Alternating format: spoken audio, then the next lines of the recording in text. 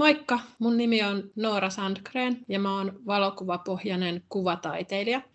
Mua kiinnostaa just jaettu tekijyys ja sitten totta kai kameraton valokuva on se, minkä kautta mä oon aika paljon pohtinut tätä yhteenkietoutumisen teemaa.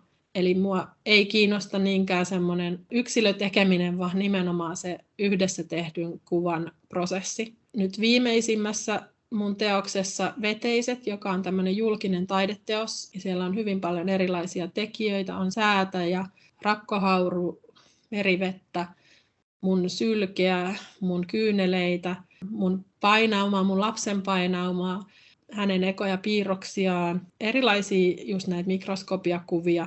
Eli just tämmöinen erilaisten kuvallisuuksien sekoittelu, niin mun mielestä se on ollut kiinnostava tapa ehkä niin kuin tutkia ja lähestyä sitten niitä kysymyksiä just, että keiden kanssa mä jaan tätä yhteistä tilaa ja keitä nämä on nämä pienet näkymättömät tekijät, jotka mahdollistaa meidän kaikkien elämää tällä planeetalla.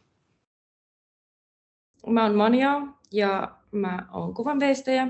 Mä työskentelen tosi paljon erilaisten materiaalien kanssa, joka osaltaan sit tuo väistämättä erilaisia osaajia ja käsityön ammattilaisia osaksi mun työprosessia. Et aina kun työstää esimerkiksi pronssivaloja, niin tietysti siihen jää myös valajan ja patinoijan kädenjälki.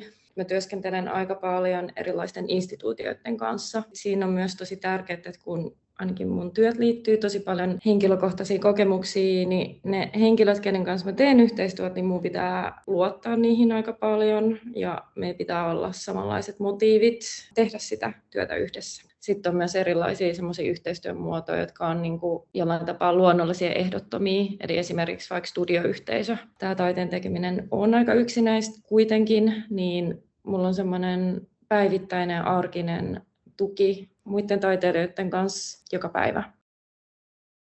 Hello, I'm Axel Strashnoi. I'm a visual artist and my work mainly consists of projects I do with others. These others are often, but not necessarily, science people or science adjacent people, and I'm very interested in the way they work and their practices. Okay, so now I'm collaborating with a lead engineer at the European Spallation Source, for example, which is a research center in Lund, in the south of Sweden. So the facility has something that's called a neutron source. And the neutron source is like the sun. So we are inventing, let's say, a new kind of photography that would allow us to make a portrait of this sun. It requires quite a big group of scientists to design it, to test it. A lot of collaboration from the institution itself. And the other main challenge then is when the project is complex and, well, it does have some nuclear physics, but it's not just about nuclear physics. So how can then it be presented to an audience in a way that is not, extremely nerdy and difficult to grasp, but that in a way the complexities and the interests are presented.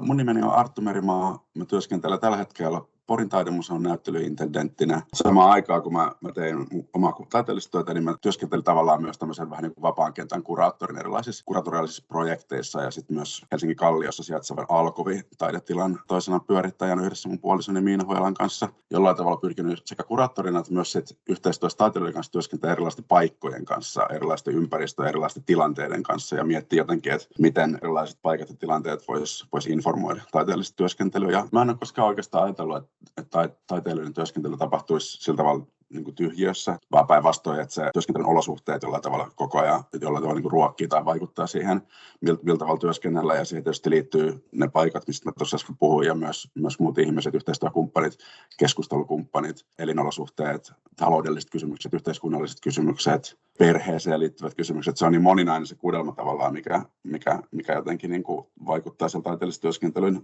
taustalla.